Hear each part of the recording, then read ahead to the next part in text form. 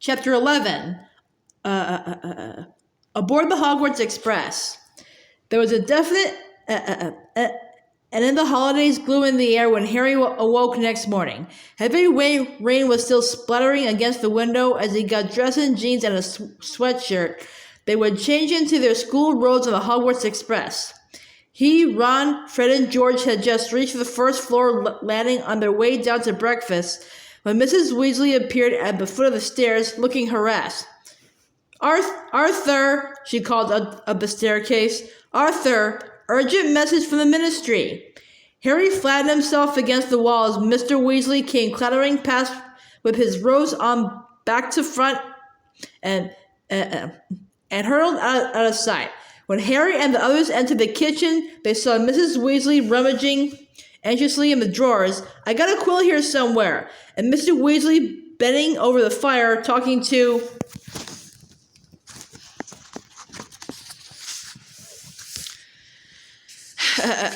Harry shut his eyes hard and opened them again to make sure that they were working properly. Amos Diggory's head was sitting in the middle of the flames like a large bearded egg. It was talking very fast, completely unperturbed by the sparks flying around it and the flames licking its ears. Muggle neighbors heard bangs and shouting, so they went and called those, policemen. Arthur, you've got to get over here. Over there. Here.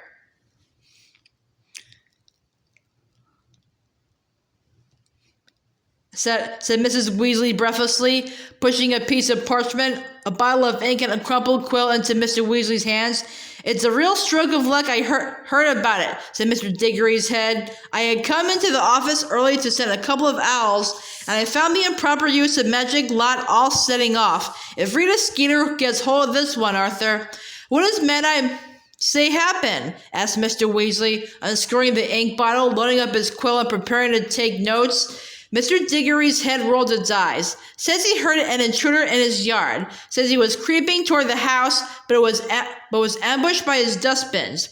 What did the dustbins do? Asked Mr. Weasley, scribbling frantically. Made one hell of a noise and fired rubbish everywhere, as far as I can tell, said Mr. Diggory. Apparently, one of them was still rocketing around when the policeman turned up. Mr. Weasley groaned. And what about the intruder? Arthur, you know Mad-Eye, said Mr. Diggory's head, rolling its eyes again. Someone creeping into his yard in the dead of night? More like there's a very shell-shocked cat wandering around somewhere, covered in potato peelings. But if the improper use of magic lot get their hands on Mad-Eye, he's had it. Think of his record. We've got to tell him off on a minor charge, something in your department. What are exploding dustbins worth? Might be a caution, said Mr. Weasley, still writing very fast, his brow furrowed. Mad-Eye didn't use his wand? He didn't actually attack anyone? I'll bet he leapt out of bed and started jinxing everything he could reach through the window, said Mr. Diggory. But they'll have a job proving it. There aren't any casualties. All right, I'm off, Mr. Weasley said, and he stuffed the parchment with his notes on it into his pocket and dashed out of the kitchen again. Mr. Diggory's head looked around at Mrs. Weasley. Sorry about this, Molly, it said more calmly, bothering you so early and everything, but Arthur's the only one who can get Mad-Eye off, and Mad-Eye's supposed to be starting his new job today. Why he had to choose last night... Never mind, Amos, said Mr. Weasley. Sure you won't have a bit of toast or anything before you go? Oh, go on, then, said Mr. Diggory. Mrs. Weasley took a piece of buttered toast from a stack on the kitchen table, put it into the fire tongs, and transferred it into Mr. Diggory's mouth. Thanks, he said in a muffled voice, and then, with a small pop, vanished. Harry could hear Mr. Weasley calling hurried goodbyes to Bill, Charlie, Percy, and the girls. Within 5 minutes, he was back in the kitchen, his robes on the right way now, dragging a comb through his hair. I'd better hurry. You have a good turn, boys, said Mr. Weasley to Harry, Ron, and the twins, fastening a cloak over his shoulders and preparing to disapparate. Molly, are you going to be all right taking the kids to King's Cross? Of course I will, she said. You just look after Mad Eye. We'll be fine. As Mr. Weasley vanished, Bill and Charlie entered the kitchen. Did someone say Mad Eye? Bill asked. What's he been up to now? He said someone tried to break into his house last night, said Mrs. Weasley. Mad Eye Moody? Said George thoughtfully, spreading marmalade on his toast. Isn't he that nutter? Your father thinks very highly of Mad Eye Moody, said Mrs. Weasley sternly. Yeah, well, Dad collects plugs, doesn't he? Said Fred quietly as Mrs. Weasley left the room. Birds of a feather. Moody was a great wizard in his time, said Bill. He's an old friend of Dumbledore's, isn't he? Said Charlie. Dumbledore's not what you call normal, though, is he? Said Fred. I mean, I know he's a genius and everything. Who is Mad Eye? Asked Harry. He's retired. Used to work in the ministry, said Charlie. I met him once when Dad took me in to work with him. He was an Auror, one of the best, a dark wizard catcher, he added, seeing Harry's blank look. Half the cells in Azkaban are full because of him.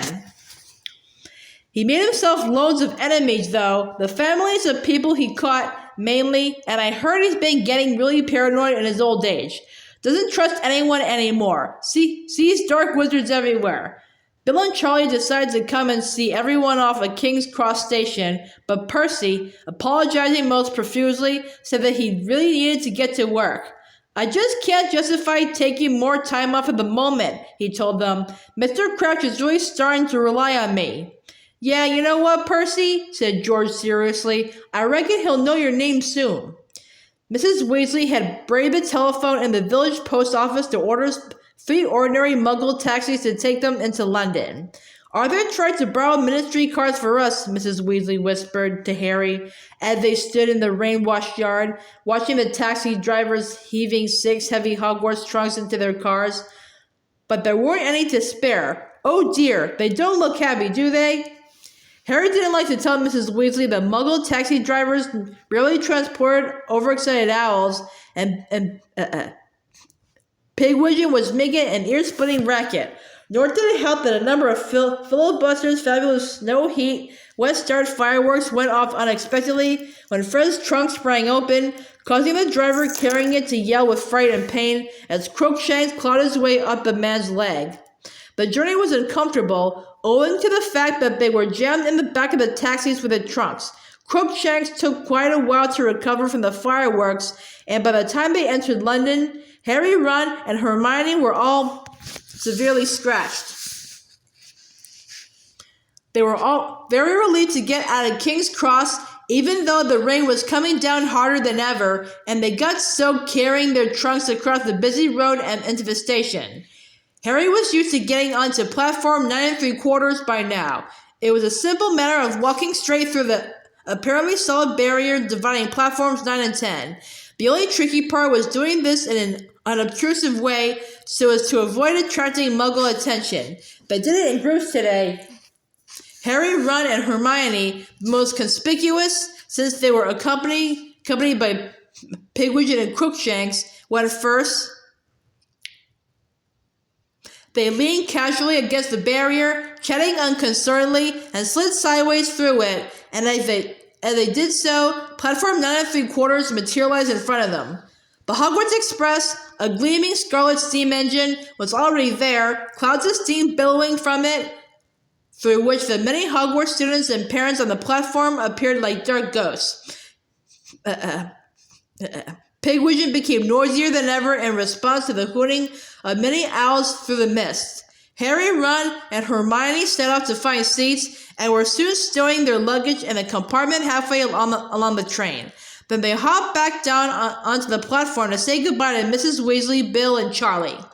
I might be seeing you all sooner than you think, said Charlie, grinning as he hugged Ginny goodbye. Why? Said Fred keenly. You'll see, said Charlie. Just don't tell Percy I mentioned it. It's classified information until such time as the ministry sees fit to release it, after all.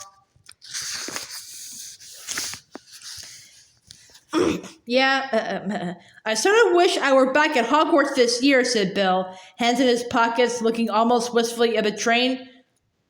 Why? Said George impatiently. You're going to have an interesting year, said Bill, his eyes twinkling. I might even get time off to come and watch a bit of it. A bit of what? Said Ron. But at that moment, the whistle blew, and Mrs. Weasley chivied them toward the train doors. But thanks for having us to stay, Mrs. Weasley, said Hermione as they climbed on board, closed the door, and leaned out of the window to talk to her. Yeah, thanks for everything, Mrs. Weasley, said Harry.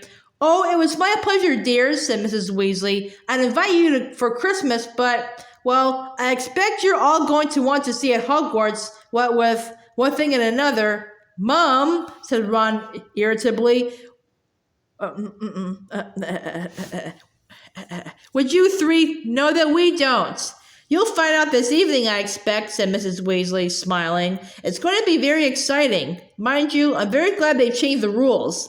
What rules? Said Harry, Ron, Fred, and George together. I'm sure Professor Dumbledore will tell you. Now behave, won't you? Won't you, Fred? And you, George? The pistons hissed loudly, and the train began to move. Tell us what's happening at Hogwarts, Fred bellowed out of the window as Mrs. Weasley, Bill, and Charlie sped away from them. What rules are they changing? But Mrs. Weasley only smiled and waved. Before the train had rounded the corner, she, Bill, and Charlie had disapparated. Harry, Ron, and Hermione went back to their compartment. The thick rain splattering the windows made it very difficult to see out of them. Ron undid his trunk, pulled out his maroon dress robes, and flung them over Pigwidgeon's cage to muffle his hooting. Beckman wanted to tell us what's happening at Hogwarts, he said grumpily, sitting down next to Harry. At the World Cup, remember? But my old mother won't say. Wonder what? Shh, Hermione whispered suddenly, pressing her finger to her lips and pointing toward the compartment next to theirs. Harry and Ron listened and heard a familiar, drawling voice drifting in through the open door. Father actually considered sending me to Durmstrang rather than Hogwarts, you know. He knows the headmaster, you see. Well, you know his opinion of Dumbledore. The man's such a mudblood lover, and Durmstrang doesn't admit that sort of riffraff. But Mother didn't like the idea of me going to school so far away. Father says Durmstrang takes a far more sensible line than Hogwarts about the dark arts. Durmstrang students actually learn them, not just the defense rubbish we do. Hermione got up, tiptoed to the compartment door, and slid it shut, blocking out Malfoy's voice. So he thinks Durmstrang would have suited him, does he? She said angrily. I wish he had gone, but we wouldn't have to put up with him. Durmstrang's another wizarding school? Said Harry. Yes, said Hermione sniffily, and it's got a horrible reputation. According to an appraisal of magical education in Europe, it puts a lot of emphasis on the dark arts. I think I've heard it, said Ron vaguely. Where is it? What country? Well, nobody knows, do they? Said Hermione, raising her eyebrows. Why not? Said Harry. There's traditionally been a lot of rivalry between all the magic schools. Durmstrang and Bogues Batons like to conceal their whereabouts so nobody can steal their secrets, said Hermione matter-of-factly. Come off it, said Ron, starting to laugh. Durmstrang's got to be about the same size as Hogwarts. How are you going to hide a great big castle? But Hogwarts is hidden, said Hermione in surprise. Everyone knows that. Well, everyone who's read Hogwarts the history, anyway. Just you, then, said Ron. So go on. How'd you hide a place like Hogwarts? It's bewitched, said Hermione. If a muggle looks at it, all they see is a moldering old ruin with a sign over the entrance saying, Danger, do not enter, unsafe. So, Durmstrang will just look like a ruin to an outsider too? Maybe, said Hermione, shrugging. Or it might have muggle-repelling charms on it, like the World Cup Stadium. And to keep foreign wizards from finding it, they'll have made it unplottable. Come again? Well, you can enchant a building so it's impossible to plot on a map, can you? If you say so, said Harry. But I think Durmstrang must be somewhere in the far north, said Hermione thoughtfully. Somewhere very cold because they got fur capes as part of their uniforms. Ah, think of the possibilities, said Ron dreamily. It would have been so easy to push Malfoy off a glacier and make it look like an accident. Seamus' mother likes him. The rain became heavier and heavier as the train moved farther north. The sky was so dark and the windows so steamy that the lanterns were lit by midday. The lunch trolley came rattling along the corridor, and Harry bought a large stack of cauldron cakes for them to share. Several of their friends looked in on them as the afternoon progressed, including Seamus Finnegan, Dean Thomas, and Neville Longbottom, a round-faced, extremely forgetful boy who had been brought up by his formidable witch of a grandmother. Seamus was still wearing his Ireland rosette. Some of its magic seemed to be wearing off now. It was still squeaking, Troy, Mullet, Moran, but in a very feeble and exhausted sort of way. After half an hour or so, Hermione, growing tired of the endless Quidditch talk, buried herself once more in the Standard Book of Spells, Grade 4, and started trying to learn a summoning charm. Neville listened jealously to the others' conversation as they relived the cup match. Grant didn't want to go, he said miserably. Wouldn't buy tickets. It sounded amazing, though.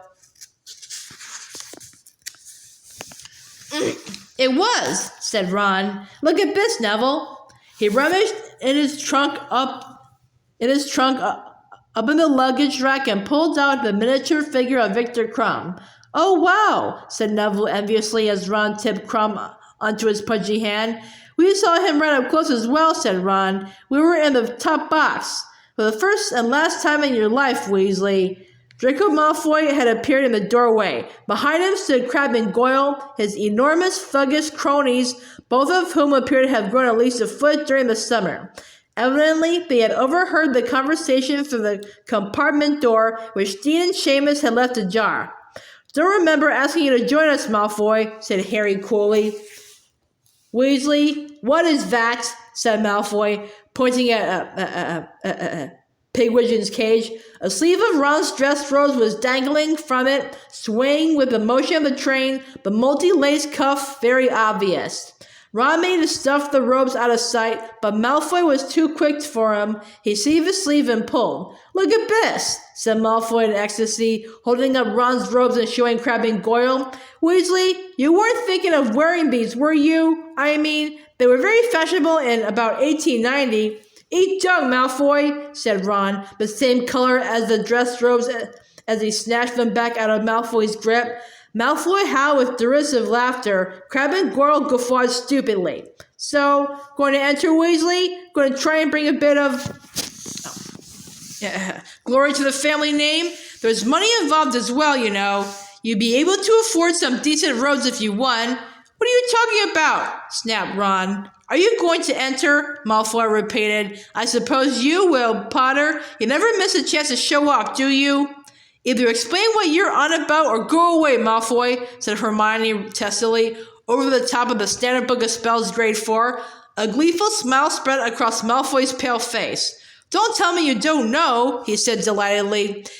You've got a father and brother at the ministry and you don't even know?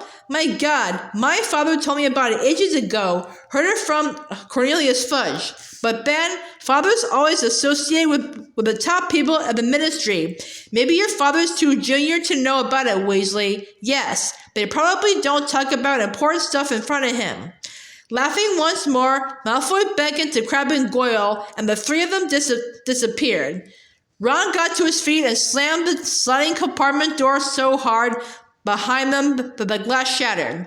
Ron, said Hermione reproachfully, and she pulled out her wand, muttered, Reparo, and the glass shards flew back into a single pane and back into the door. Well, making it look like he knows everything and we don't, Ron snarled. Father's always associated with the top people at the ministry. Dad could have got a promotion any time. He just likes it where he is. Of course he does, said Hermione quietly. Don't let Malfoy get to you, Ron.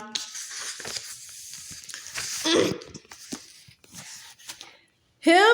Get to me? As if, said Ron, picking up one of the remaining cauldron cakes and squashing it into a pulp. Ron's bad mood continued for the rest of the journey. He didn't talk much as they changed into their school robes and was still glowering when the Hogwarts Express slowed down at last and finally stopped into the pitch darkness of Hogsmeade Station. As the train doors opened, there was a rumble of thunder overhead. Hermione bundled up Crookshanks in her cloak, and Ron left his dress robes over Pigwidgeon as they left the train, heads bent and eyes narrowed against the downpour. The rain was now coming down so thick and fast that it was as though buckets of ice-cold water were being emptied repeatedly over their heads. "Hi, Hagrid," Harry yelled, seeing a gigantic silhouette at the far end of the platform. "All right, Harry?" Hagrid bellowed back, waving. "See at the feast